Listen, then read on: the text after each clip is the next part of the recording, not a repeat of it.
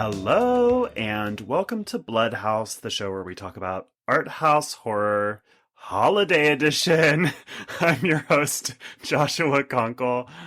And I'm your holiday co-hostess with the Merry Merry Mostess, Drusilla Adeline. Welcome, welcome, welcome. Happy holidays, happy Ramadan, happy President's Day, happy Easter, happy Arbor Day. Which ones are we celebrating, Josh?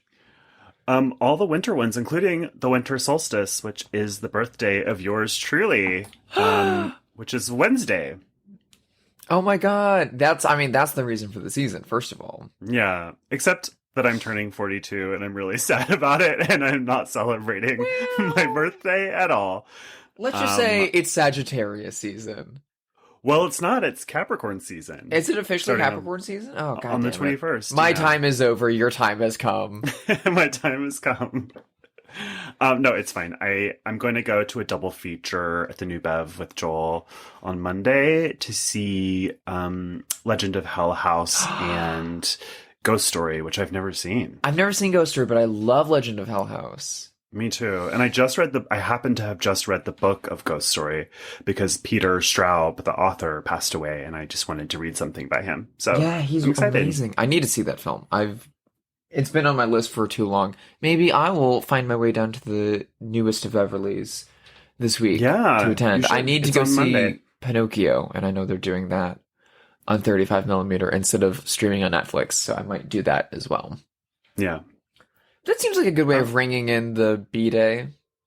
Yeah. Yeah. How are you? What's going on? I'm doing quite well. I'm living alone for the first time in forever, and I'm very excited, like literally ever, and I'm very excited about like decorating my own condo to myself. It's going to be it's the best. Unhinged. I get to finally bring out my gigantic original Italian poster for the Devils. Ooh. That I've had in storage for like months because my roommate was like, "There's no fucking way you're putting that up," and like, "You don't live here anymore." So it's going up. That up. People are dorks. I am super, super excited for the holidays. I will be spending the Christmas season in Los Angeles, which is one of my favorite places to be around the holidays because no one's fucking here. No one's here. Empty streets. Empty streets. The weather is finally the way I like it, in that between the 40s and the 60s. It is like, there's a bit of a nip in the air. The Glendale Americana looks gorgeous. Yeah. Since he lost the election, it's no longer Rick Caruso's Americana. It's the People's Americana. It's the People's Americana. And it's gorgeous around the holidays. I love it so much. I love being able to like bundle up and wear my lovely jackets from my time in Chicago. I look so much better in them. It's the best. It's like you can finally layer. Fashion is hard in LA. Fashion is hard in LA. You can't layer for most of the time, but that's what's nice about Christmas. I have so many nice scarves and jackets and vests and things that like I'm never able to wear around the year, and I can finally bring them out, and I'm very excited. And I'm just gonna have people over for the Christmas days, through the 23rd through the 26th, more or less. I'm just going to have, like, an open house for my friends to, like, come and go as they please that are still in town. They don't have family relations and connections. Because the holidays are really stressful and hard and tough, especially if you're spending them alone. And found family is more important than blood kin family. Like, agree. Just saying. So if I can give people a hot drink, a hot meal, and my hot presents and a ton of cozy little Christmas movies, I'm super excited. I've got tons of like great niche cozy Christmas movies lined up. It's gonna be so much fun. I can't wait. I have a little gift for you I have to drop off before. It's nothing big, just like a little something I ran across on my travels this month. I have a little gift for you, and if it gets here soon, which it should, I will be dropping it off for you as well. Oh, that's so sweet. Have you watched anything holiday edition lately? Yes, as a matter of fact. Well, okay. I've got to be a little honest. So, I have mostly been super stressed getting all of my work done before the holidays as someone who works in the poster and design arts, especially in marketing in Los Angeles. Yeah. We are working every day up until Christmas because executives want to see artwork and key art like right before they leave for the holidays. So I've been super stressed and super overworked and busy with that. So I've been watching nothing but the stupidest like background stuff just to keep me going. And I inadvertently ended up rewatching almost the entire oeuvre of the cinematic collective known as Broken Lizard. I don't really know about this. I have a vague idea that this is like sort of National Lampoon's sex comedy territory. Is that right? Not as much sex, but National Lampoon is kind of right. Imagine National Lampoon, but for the early 2000s. And it's like 6 stoner guys. Okay. So if you don't know, their films are Super Troopers. Oh, sure. Beer sure. Fest. Mm-hmm. They did the Dukes of Hazzard remake. Yeah. Super Troopers 2, the Slammin' Salmon, and their television program, Tacoma FD. Tacoma FD. Tacoma FD is actually like kind of what got me really back good. on this, because it's only some of the guys, and it's them doing like firefighters in Tacoma, Washington, where they've got nothing to do because everything's so rainy. There's no fires to put out.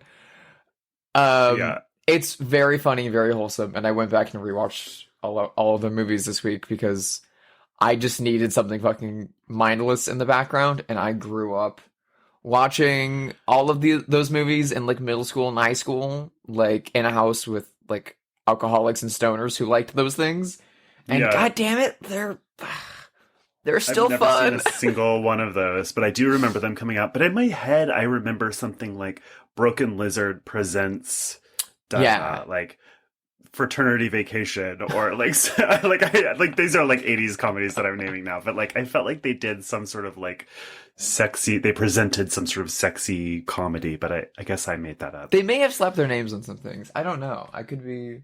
That would. I wish they reached the National Lampoon level of just slapping their stupid little logo on things. That's what I said when you said Broken Lizard. I was like, Broken Lizard titty ski resort or something. not that, but like that mood. Broken Lizard's Broken Schlong Express. They did, however, and I have yet to rewatch it because I'm waiting to do it with friends. They did do a slasher film. Oh, they did? Called Club Dread. That's what I was thinking of. Yup. And with Bill Pullman as Coconut Pete instead. It's actually a fucking delight. It's a parody on 80s slasher movies and like teen ski vacation movies and stuff like that. It's super, super fun. And I've been wanting to do it as a double feature with April Fool's Day.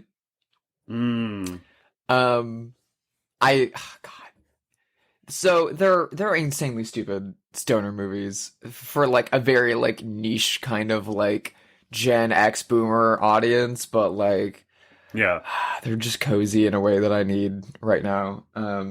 However, a film that we watched for this show that we're about to discuss has broken me out of that cycle and back into my art house insanity. But before we get to that, what have you been watching, Josh? Have you been prepping for the holidays with all your little stop motion and Snoopies? I haven't actually watched any of the stop motions this year, now that you mention it, which I usually do like to do. I do love those old Rankin and Bass stop motion Christmas specials. I haven't been watching much of anything because I've been reading a lot, and when I read a lot, I watch less. Very hoity-toity of you. He reads books. He's literate, everyone. Listeners who can't, who are just hearing this and can't see this, Josh is wearing glasses. Yeah, I am wearing to glasses. Demonstrate that he's been reading a lot. I'm wearing a turtleneck, drinking a cup of tea. No, I've just been reading a lot. But I did rewatch Black Christmas, which we don't need to talk about because we talk about it all the time. Because it's the fucking best. It's the best. Goat. Flawless. But the one thing that I don't know if we've ever talked about that I did just rewatch, because again, I watch it every year, and it doesn't take a lot of time. Anyone can go watch it on YouTube. It's 10 minutes long, and it is the Joan Collins section of the 1970s Tales from the Crypt movie. Oh my god. She plays a woman who murders her husband and is then stalked by a lunatic in a Santa suit. It's so insanely good. It's so good. It's got a camp element because it's Joan Collins and it's the 70s and there's like shag carpeting and stuff like that. And the blood is all orange for some reason. The costuming is so good. It's so good. She's like in a fur coat or bell-bottom suit and stuff like that. Mm-hmm. But it's also really scary. Yeah. It's really well filmed. The man who plays Santa is terrifying. It's so good. And every single year I think about it and put it on and just like have the coziest, nicest time being genuinely scared. I saw that for the first time a few years ago on the recommendation of friend of the show, Michael Verratti, who specifically was talking about, if you want to go to Christmas horror movie, watch the 70s Amicus, Tales from the Crypt, and specifically the Joan Collins bit.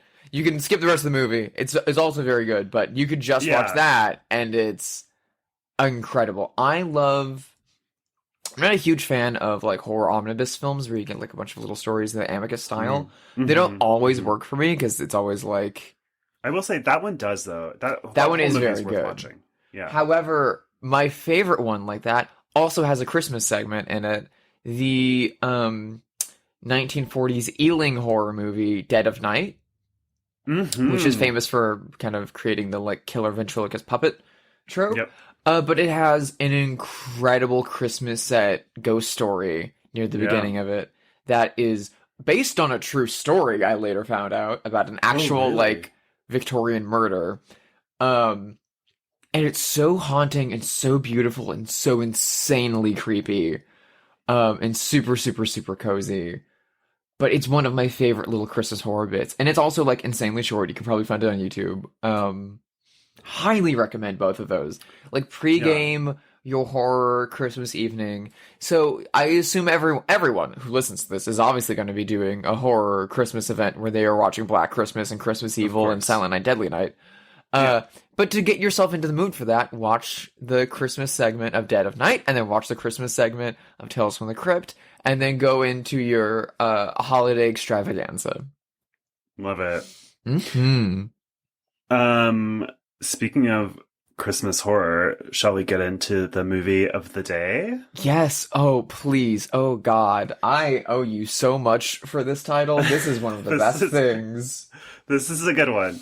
So, this is a Spanish film from 1995, directed by Alex de la Iglesia. It is Day of the Beast.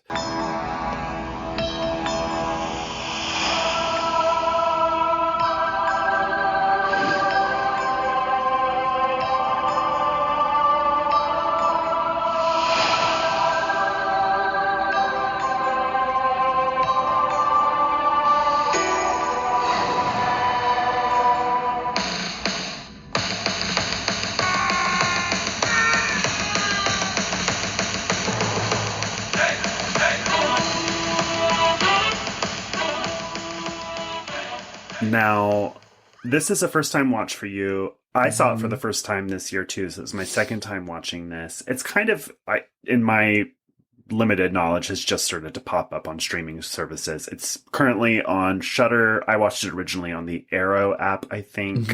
What did you think of it? I fucking loved this movie. People who know me to a certain degree know that I am a gigantic fan and admirer of the Spanish director Luis Bunuel, who was a big surrealist and critical of the Catholic Church and made some of the greatest films of all time from like the silent age up until the 1980s when he died. And Day of the Beast really feels like they revived his corpse. He came back for one movie, and the only thing he knew about modern culture was that heavy metal was a thing now. It's so insanely... Like, this feels like you took Bunuel's The Milky Way and then stitched it together with Airheads and Repo Man. Yeah, I think that feels true. With, like, a certain element of the Omen. Yes, there is an Omen. It would make a great double feature with the Omen, which I also love, even though they're tonally so radically different. The Omen is like very sleepy, and this is very like coke-addled. Yeah, this movie really does feel like you're on coke. It feels a little bit to me too, like I felt like I could sense some like Henenlotter qualities a little bit, like basket case kind of territory. This also the Junet and Caro film Delicatessen a little bit, like a little bit of like Lock, Stock, and Smoking Barrel too, because of like the camera movement. There's like a little bit of like Almodóvar in there in a lot of the camp elements, and like it's definitely going to remind people of Tie Me Up, Tie Me Down in a lot of respects. The lead actor Alex Angulo was in a few Almodóvar films. There's also a lot to remind you of like some of the trashiest horror movies from the 80s and 90s, but also of like the highest art films from like the 60s. It is the exact intersection of like cult and camp and art and sleaze and trash and like it reminded me of the Fisher King in little bits. It reminded me of Terry Gilliam a lot. Yeah. And like Guillermo del Toro is a really, really, really big fan of this movie. He cast the lead actor to be in Pan's Labyrinth, and then Santiago Segura, who plays our metalhead Jose Maria in this film, went on to be in like 5 Del Toro movies. Yeah. Yeah, this movie is incredible. I am like so happy to have finally been gifted this viewing experience by you. This is my Christmas present, dude. But also, I'm kind of kicking myself for not having watched this yet, because Alex de la Iglesia has been on my radar for the past 10 years or so. He's been recommended to me by people for a long, long, long, long time, and I was always like, yeah. But I don't know. We'll see. And I'd only seen one image from Day of the Beast, which was the poster, which is just great. It's great. It's like a black field, a nice, crunchy, very stylized title treatment that's very large and in red. And then you have like a white silhouette of the devil casting a cross on the ground, and that's it. Yeah. And I was always it's like, well, I don't know. Barbarian key art, isn't it? Yes, in my head. Yeah, they're not dissimilar. But I knew nothing about it, and I fucking loved it so much. What is this insanely awesome movie about, Josh? Well, I mean, I truly, gun to my head, could not relay the plot to you because it feels like you're on cocaine and literally 1,000 things happen. Let me try. In the loosest terms, this is about a Catholic priest who is also a professor of theology in Spain, and he has deciphered some ancient texts and believes he has discovered that the end of the world will happen in 2 days, which is Christmas Day, 1995, when the Antichrist will be born somewhere in Madrid. And so in order to thwart this, he travels to Madrid and decides he needs to do as much evil as possible so that he can conjure the living devil and find out via the devil where the Antichrist will be born and then kill the Antichrist baby to prevent the apocalypse from coming. And of course, adventure and mayhem ensues in Madrid, including teaming up with a satanic record store clerk and a sham psychic from television. And they sort of start to form this, like, inverted version of the Three Wise Men on their quest to find the soon-to-be-born Antichrist. And it is sort of an adventure film in a weird way, kind of like, I don't know, Goonies or Adventures in Babysitting in a weird, darked up, rated R kind of way. Because they are like scaling buildings and escaping from gangs and stuff like that. So yeah, there's a lot going on all the time, but it sets up during the opening credit sequence of this movie. We have our priest who has decided to commit as much evil as possible, in his own words, wandering through the streets of Madrid. And we see good is that opening? So much stuff going on that sets the tone and the landscape for the rest of the movie. We see the sham psychic on TV leading his kind of TV and, evangelical program. We see unhoused individuals being assaulted and murdered on the streets and having like political graffiti left near their bodies. We see that's actually really important to the plot. There is a gang in this movie in the background for the most part that is like murdering unhoused people and then spray painting clean up Madrid on walls and stuff. So that becomes important later, but it is part of the backdrop of this sort of like seedy, still very much post-Franco Spain that's kind of in shambles and with a lot of poverty and stuff like that. We also get a like pseudo Scientology cult that is worshiping the writings of Nostradamus. Yeah. All the while our priest is like stealing change from unhoused people, begging on the street, and taking the wallet off of a dying man on a gurney and telling him he hopes he rots in hell. Learning about heavy metal. Metal, coming to a record store with a list that includes Iron Maiden and be like, it's not bad. Yeah. He's staying at a boarding house that is straight out of Delicatessen. It's just like ramshackle with like quirky inhabitants, reminding you a lot of Basket Case and Delicatessen. Yeah. It's so... God. From the opening scene of this movie in which the priest goes up to the altar of a church to pray next to another priest and asks to confess his sins to him, and then responds that he has no sins to confess. However, he plans to commit as much evil as possible, and then presents documents proving the coming of the Antichrist, to which the other priest says, "Don't worry, I believe you, we're on this together, we can take care of it as long as the two of us stick together." At which the giant cross promptly falls directly on that priest and kills him.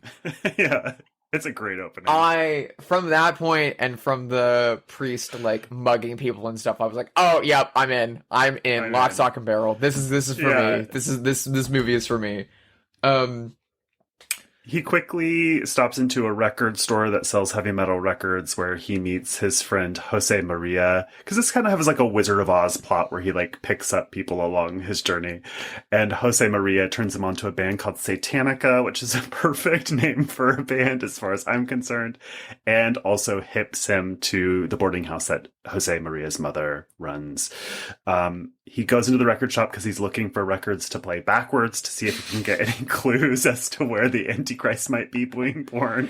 I love this. I love this movie, and I love this character so much because he is so like sweet and innocent and simple, and because like he's like an academic priest who's deciding to commit evil so that he can buddy up to Satan, so that he can kill Satan and the Antichrist. And so his like attempts at doing evil are like stealing a book, robbing a homeless person, listening to heavy metal music, and he like escalates like with the need of the situation, and as like things get more violent, he gets more violent in response to them. But he is so like sweet and gentle and just like does not fucking understand. He and Jose Maria team up and eventually kidnap the host of the television program, Kava? Yeah, Professor Kava? Yeah. Coven, yes, which, great name. Who looks so much like Fernando Rey with his mustache, it's like driving me insane. He's very attractive. And he's like in these very sleek, like, kind of like 90s goth outfits the whole movie, with this nice big chunky like palm medallion that he has on, leather pants and stuff like that. That our priest also adopts his palm medallion later too, as a way of like blaspheming God.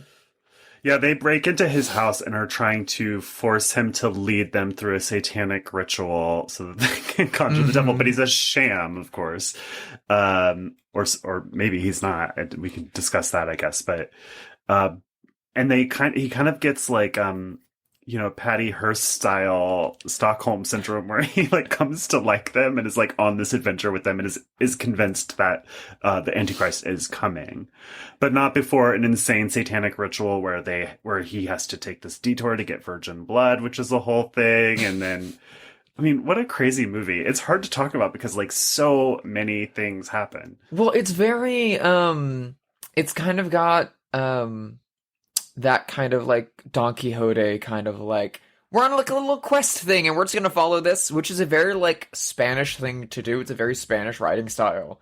That's why it feels so much like the Bunuel movie, The Milky Way, because it's about two unhoused people on a quest through Spain to get to a holy site, and they just keep falling in with all of these different like scenes from the Bible that are just suddenly happening in front of them and getting involved with.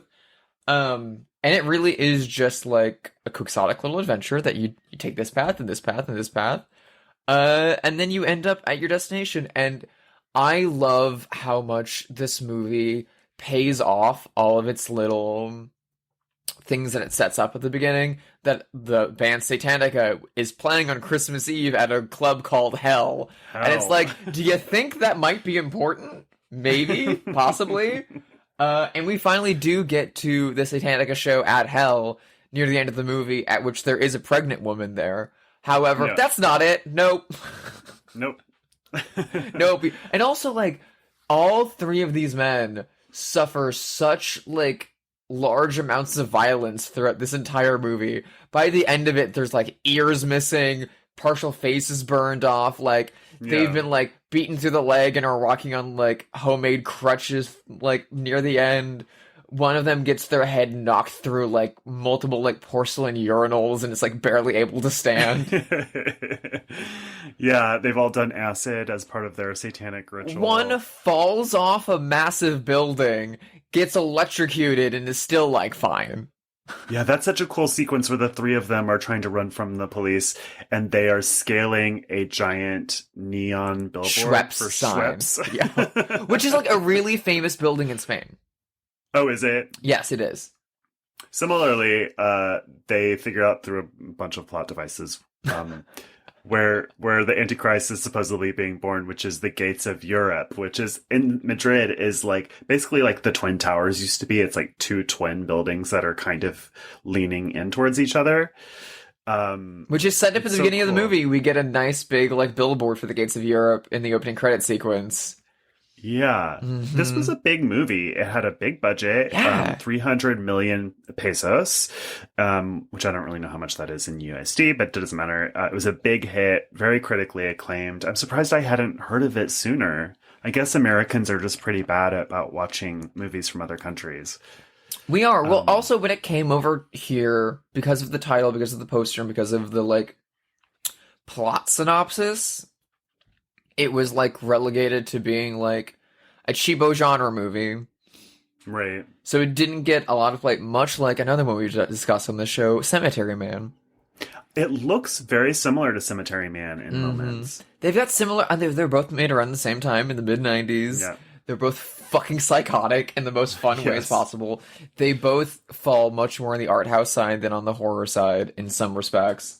They're both fucking hilarious. But yeah, this really kind of fell by the wayside, and I was familiar with it from seeing, like, the DVD, the, like, old 90s DVD popping up at, like, video stores. But always in, like, the, like, dollar bin horror section, and being like, well, that's gotta be bad, because it's in the dollar bin horror section with, like, you know, Ski Camp Massacre and whatever. Right. Iced. There's an actual movie. That's a real bad movie. Jack Frost. Yeah, but people love Jack Frost, so I don't know. I need to see that. Yeah. So I never got around to it, and then... But I was always told that Alex de la Iglesia was great, and to see his movie Race with the Devil, which is like a pseudo-sequel to Wild at Heart. And not the Peter Fonda Race with the Devil, which I love from the US in the 70s. Yeah, so I've always been aware of him. I like mostly became aware of him for making an English language movie in the early 2010s called The Oxford Murders, with starring Elijah Wood, which I again was primarily aware of because it co-stars Alex Cox, the director of Repo Man and Sid and Nancy. Interesting. And that's why I wanted to see it. And it's okay, it's fine. But then, I think a year or so ago, maybe 2 years ago, Severin Films restored Day of the Beast and Perdita Durango, aka Race of the Devil, and put them out at new editions. And then that's why they're now on streaming and are being rediscovered. One of my favorite things about watching this movie, though, is that they have very lovingly and painstakingly done a gorgeous new restoration on the film. It looks beautiful. However, all of the special effects sequences in this movie were rendered using early crude CGI. Yeah. It looks great, however, it was rendered in standard definition. Yeah. On like tape masters and has not been able to be restored any further past that. So the movie will look gorgeous, and then all of a sudden it'll like cut to another shot and it looks like a screen capture from like Doom. And you're like, oh, there's the devil. But it adds such like ethereal quality to that, because all of those sequences involve like the arrival of the devil or something.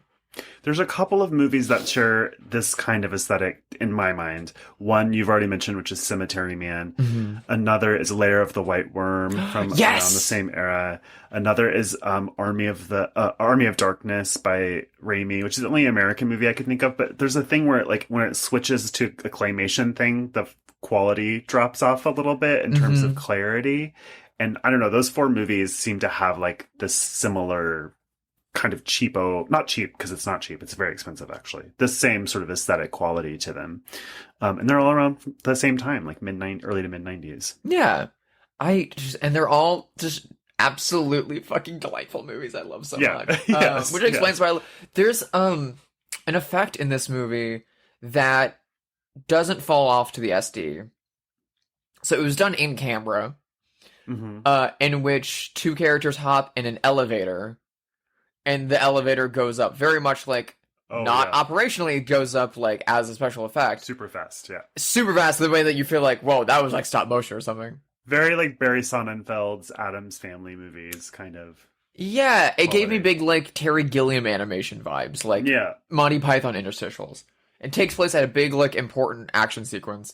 But it's all done in one shot in camera. So 2 characters run up to the elevator, get in the elevator. We get stop motion elevator going up, and then 2 other characters run in to catch the now missing elevator. And I was just like, how the fuck did you do that? There's no cut. Like, what? It's insane. So it is awesome. And so let's talk about this movie as a Christmas movie. This is our holiday episode, and this is very much a Christmas movie. Very much, yeah. I mean, it is about like magical birth on the night of December 24th, the morning of December 25th. Yep, searching to get them on their way to. There's literally a shooting star ornament over their final destination at the end. Yeah. It's so Christmas beautiful. Music everywhere in the movie. Christmas decorations everywhere. They break into a family's house while trying to get out of a building, and the like long-haired heavy metal guy comes in first, and a little girl is like, "Oh my god, Santa!" And he's like holding a shotgun. And the girl's like, "Oh my god, Santa! Santa came in through the window. Santa's here." And then the dad comes in and he just punches them out. So many people just get like one punch knocked out in this movie. It's great. It's so good. It works so beautifully as a Christmas movie. It kind of reminds me of there's a Satoshi Kon movie from the late 90s called Tokyo Godfathers.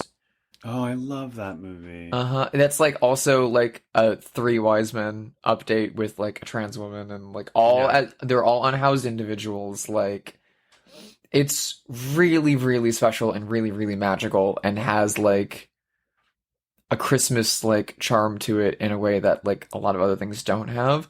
But this also still has like this weird, magical, hopeful Christmas charm, despite the fact that it is a gonzo fucking genre movie. I guess so. I mean, yes, it's magical for sure, and it's very Christmassy. I don't know if I would say if it's hopeful. I mean, I feel like a lesser, probably American movie would give this like a little sweet twist at the end. And this has a very cynical ending. It's a very cynical ending, but it has very like strong political and religious like heft to it. And it is ultimately, I think, an uplifting ending, if not a critique on society to a larger extent. This movie does a really good job of portraying horrible actions and violence and really fucked up things, and you're kind of having fun with that for a bit, and you're laughing at the priest robbing homeless individuals on the street and the absurd violence. But then the more you get into the movie, the more all of a sudden those same moments sit longer, and they're presented less as comedy, and they're presented more as like horror and drama, and they start to sit different, so that by the time that we get to our denouement, the whole movie sits very differently. The events of the whole movie sit very differently. And this movie does a really good job of tying in the religious horrors of the apocalypse, or the devil and the second coming of something like that, with contemporary capitalist evil. Yeah.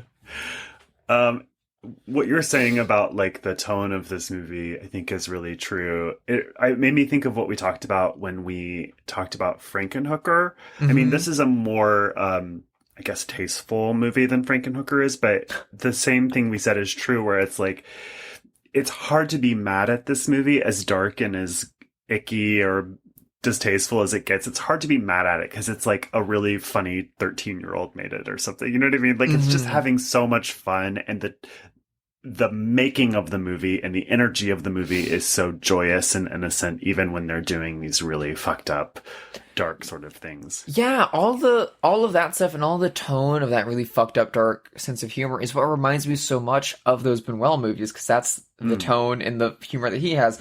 I mean, Discreet Charm of the Bourgeoisie comes to an end with a priest shooting a man with a shotgun on his deathbed. Like, it's very much that same, like, snarky teenage, like, tone and wit that is implied very intelligently to these things. This just happens to have been done in a post-Frank Henenlotter, post-Metallica world. Yeah. I mean, the adjective I would think of to describe this is, like, madcap. Yeah. You know, like, it's an adventure. It's a dark one where there's like an antichrist and the apocalypse and, you know, unhoused people being murdered, but it's just so joyously presented. And it has so much fun with itself, and like, it just jumps from genre to scene to set piece so beautifully. Like, we get as much network in this as we get like Basket Case and Tie Me Up, Tie Me Down. Like, there's so much crammed into this movie, and it all works, and it all builds in a beautiful, fluid way. Like, again, we get so much stuff laid on at the beginning of, like, here's his grandfather who walks around with no clothes, who takes acid, and here's these, like, religious sect that worships Nostradamus, and here's this, like, metal club, and here's this TV evangelist, and like, it all pays off and it all wraps up beautifully, both in terms of the action and the narrative of the film, but also in the theming and what it has to say about contemporary 1995 Spain and contemporary 1995 the world. The globe. In the way that, like, it reminds me of Repo Man a lot, because like, Repo Man is like a goofy, weird cult movie with a lot of fucking shit going on in the background that all comes back around at the end. But at the end of the day, Repo Man's not just, like, a dumb, weird cult movie where, like, Emilio Estevez gets in a flying car. Like, the Repo Man was, like, built and designed with a lot of, like, political intentions for 1984 Reagan America. Yeah.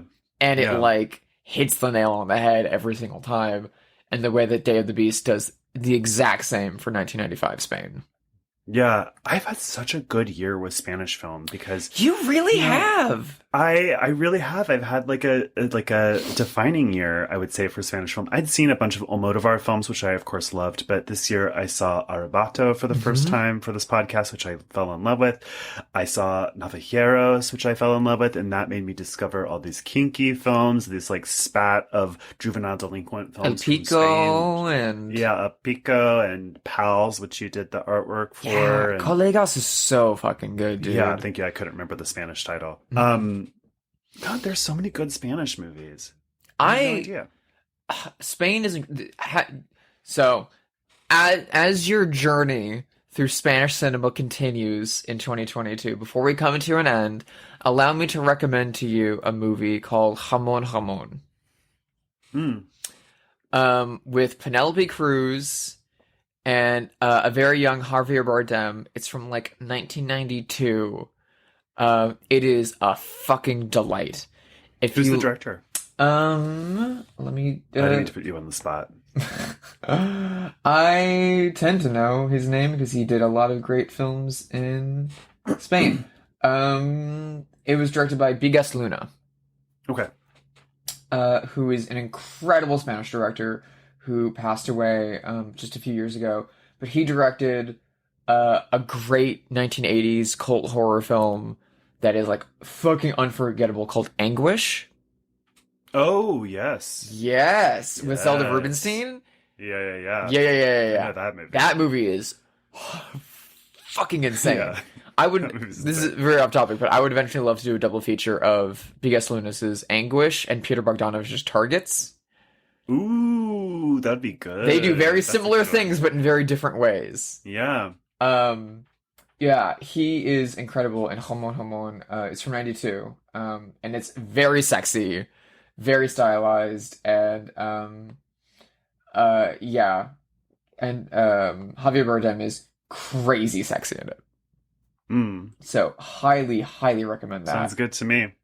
I mean, he's like shirtless and in like insanely tight jeans the whole movie with like a bottle of beer shoved in his jean like pocket half of the film. All right. I like that. It's a lot of fun. What would you like pair this with if you were doing a double feature? I have a weird one. What's your weird one?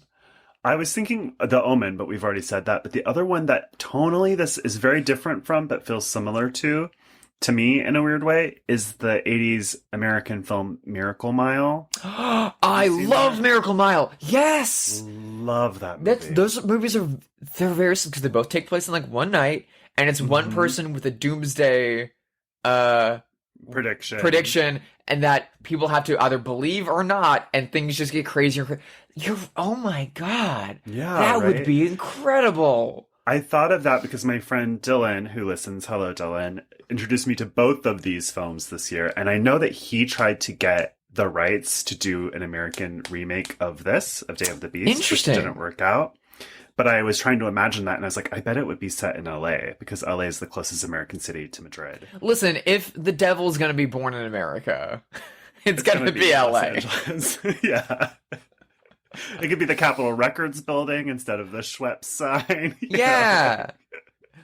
Oh my god. Yeah. Oh god. Miracle Mile is incredible. Steve DeJarnett, the director of that film, is a huge talent and a good friend. So amazing. I adore that film. That's so the two that I was thinking of while I was watching Day of the Beast. I was like, this would make such a great double feature with Repo Man. That would be so much fun. Yes, amazing. However, as soon as Day of the Beast ended, and the scene that it ends with, I don't want to spoil the ending for people who haven't seen it, I immediately thought of the Bunuel film, The Milky Way, and I'm like, oh, to do Day of the Beast and then go straight into The Milky Way, as if these characters that we end on in Day of the Beast are the characters that we follow in The Milky Way, would be so cool and so much fun. That sounds really cool. I haven't seen The Milky Way, but... it's very niche religious humor that's very, like, angsty and silly in this kind of way. You would like it a lot. I love Spanish movies so much. I'm a fan. That one's French, technically, but... yeah. I feel like that would be so much fun. Or, potentially Tokyo Godfathers. I feel like would also be like a weird inverted version of this. Or if you want to do like a really, really like fucked up, like get really high Christmas evening and want to focus on the story of the Nativity, you could do Day of the Beast and then pair it with the early 2000s BBC special written and starring Matt Berry, ABDC. Oh, I love a Matt rock Berry, opera about the innkeeper who told Mary and Joseph not to they couldn't have a room and they had to stay in the barn. Mm-hmm. Those two would play so funny, so well together. That feels like a Cinefamily choice. Yeah, I love Matt Berry so much. I don't think we've ever spoken of Garth Marenghi's Dark Place on this podcast, but we really should have at some point. If you listen to this podcast, you would love Garth Marenghi's Dark Place, available now on Amazon Prime, I think. Oh, it was on YouTube for years. That's good to hear. Yeah, it wasn't available here at all legally forever, and now I think it's on Prime. I'm such a huge fan of Matt Berry and Garth Marenghi. I'm also a giant fan of Toast of London and Toast of Tinseltown. Mm-hmm. Of course, What We Do in the Shadows. The IT Place, of course, What We Do in the Shadows. I mean, he's incredible. Legend. Yeah, he's so good. I adore him so much. He's so good at playing the most insane, chaotic bisexual man in the goddamn world. He also is a musician. Do you know this? Of course I know his this. Music on Spotify, and it was like, this is good. Like, legit good. Great. His singing voice is incredible. He's like primarily a musician. That was like his goal, and then he much like Fred Armisen, he landed ass backwards into comedy instead. All of the music on Toast of London is his music. And he writes in a song for himself most episodes. Yeah, it's like very 70s kind of early Bruce Springsteen kind of dad rock, but it's great. But it's a bit closer to like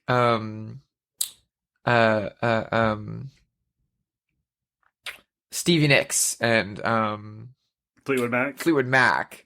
And he's like singing in falsetto the entire time. It's so good. If you haven't heard Take My Hand by Matt Berry. Yeah, I love Take My Hand. That's the one that came up on Spotify. That's how I got into him. The theme to Toast of London.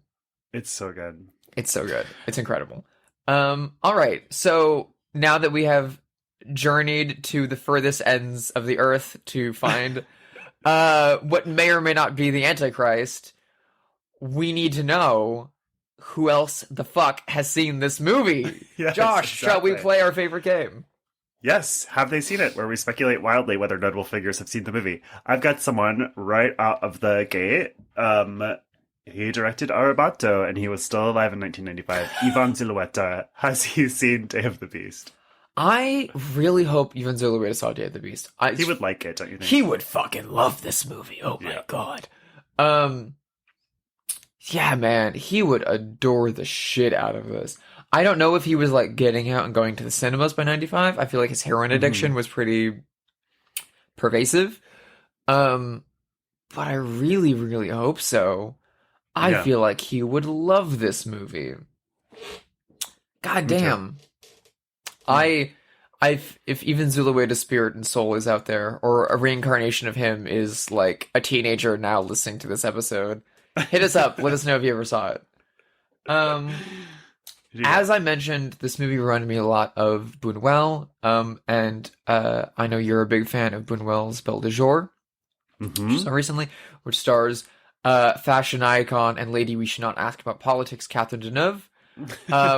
Never ask a French woman about politics. Never ask a French woman her age or her politics. Do you think Catherine Deneuve has seen Day of the Beast? No way. There's no way. I would love a world where I could sit next to her and watch this and just like smell her cigarette smoke and perfume. And I mean, I think that she would think it's funny, probably, but I don't think she's seen it. That's my gut. That's probably correct. Yeah. Who else do you have in mind? So this is a wild one because I was trying to think of the name of the director who did Lock, Stock, and Two Smoking Barrels. Guy Ritchie? Guy Ritchie, but that's not who I'm saying because I couldn't think of the name Guy Ritchie, so I thought of Guy Madden instead. But not Guy Madden either because I was like, that's not it. Because Guy Madden would love this movie. We already know. He would, obviously. Where I got to was Guy Fieri. Guy Fieri. Do you think Guy Fieri has seen Day of the Beast? Which I think he would like if he has. Okay. I'm just going to go on record. I don't think he has seen it. No. However, I feel like if he does eventually see it, he's gonna fucking love it. Guy Fieri, this one is for fucking you, dude. You're gonna love this movie. He seems like a good dude, honestly. He's like famously a great dude. he's like a cousin or a brother or something. Like you'd have to get him over the hump of subtitles probably and be like, you don't worry, you're gonna have fun even though there are subtitles. But yeah, I think Guy Fieri would like this movie. I have two people I want to ask about as well. Okay. The first one is someone who is a goddamn delight and who famously loves the horror genre and this space so much and is very, very, very funny, very, very talented. However, the thing that I love him from the most has been canceled. Los Espookys, may they rest in peace. Oh, I love that show so goddamn much. God, so much. I'm happy he has new projects, but I want more Spookies. Do you think Julio Torres has seen Day of the Beast? He is my celebrity crush, or one of them. I think he's so beautiful and talented and strange and funny. An Aquarius, so it would never work out. Where is he? Is he Argentinian? I do not know. Yeah, I think he's not Mexican. Even though Los Spookies is like half Mexican, the cast, he is not Mexican. Yes, I think yes. I feel like he's seen this movie. I feel like he saw this movie like in college, like years ago, and is like as all of us are like discovering it and clamoring on about it. He's like, I know. Yeah, like I've been telling you guys for 10 years, the movie's incredible. Catch the fuck up, like. I feel like it's exactly his sense of humor. I feel like it's just like the wild genre quality that he loves. I feel like, almost at some point was like, this kind of felt like Los Spookies, but then in my head I was like, is that like weirdly racist because they're both in Spanish? But I don't know. No, it does have a similar like reverence for its characters and a similar tone, and like it was reminding me of Spookies. It's great. The other person that I want to ask doesn't get brought up by name in the film, but their group gets brought up multiple times, and their artwork gets featured in the film at a few points. The legendary UK metal band Iron Maiden gets a lot of name-dropping reference in this. Do you think that lead singer Bruce Dickinson or bass player Steve Harris, either or, they're the two I care about the most. But Bruce Dickinson specifically, do you think he's ever seen Day of the Beast? No, is Iron Maiden British or American? They're British. They're British. So yes, I feel like they are closer to this movie because Britain is in Europe. That is correct. Fun fact about the UK, it is in fact in Europe. No matter how much they want to try to not be a part of the European Union, they're in Europe. Speaking of Los Spookies, how good is the bit where Ambassador Melanie Gibbons wants to become the ambassador of Miami, and then they're like, unfortunately, when we scrolled out wider, we discovered Miami is in fact a part of the United States. I love Ambassador Melanie Gibbons so much. She's so great. She's so good. But in answer to your question, yes, I think the men of Iron Maiden have seen this movie. Because I feel like in the 90s, they're still traveling all around the world and touring on it. I think they probably still are. They still very much are touring, especially in Spain. They're a big deal there. Yeah, I feel like at some point in the 90s, they stopped off in Spain and someone was like, you guys need to see Day of the Beast. And they're like, what do you mean? And they probably went to go see it. And we're like, they would have fucking loved this movie so much. So much. And the music is all like heavy metal music. I think they would love it. It's just a shame that they don't play their music in it. But I get money, licensing rights, understandable. Licensing, yeah. You just get like weird off. But no, you get some big bands actually. Yeah. Just not them. Yeah, it's a shame. I mean, Number of the Beast really should have been played in this movie. Come on. Yeah. It's right there. Yeah. Come on. I love this movie so much, Josh. Thank you so much for bringing it to my attention. As someone who was born in December of 1995. Oh my god, you're the Antichrist, Drew. It's you. You're way off target. Twist ending, the Antichrist wasn't going to be born in Spain, you fools. Indiana! That's the real hell. Speaking of Indiana, that's where I'm headed for the holidays, to your hometown of Carmel, which I want to call Carmel, but won't. No, it's Carmel by the sea, Carmel by the land. Enjoy the land of roundabouts. I will. Happy holidays to all of you. Thank you so much for listening. And you can follow us at BloodhousePod on all the things, or email us at bloodhousepod@gmail.com. Please rate us. Drusilla, where can people find you these days? You can find my art and my website over at sisterhidedesign.com. There's a lot of fun little Christmas goodies over there. If you like Christmas horror movies, I've done a lot of art for stuff like that. And you can also find me on the social media at Hide Sister, HYDESISTER. I'm also on Letterboxd, Drusilla Adeline. Go find me. Go see what I'm watching. Catch up with my Christmas watch list. If you need Christmas recommendations, I got them for you guys. What about you, Josh? Where are you at these days?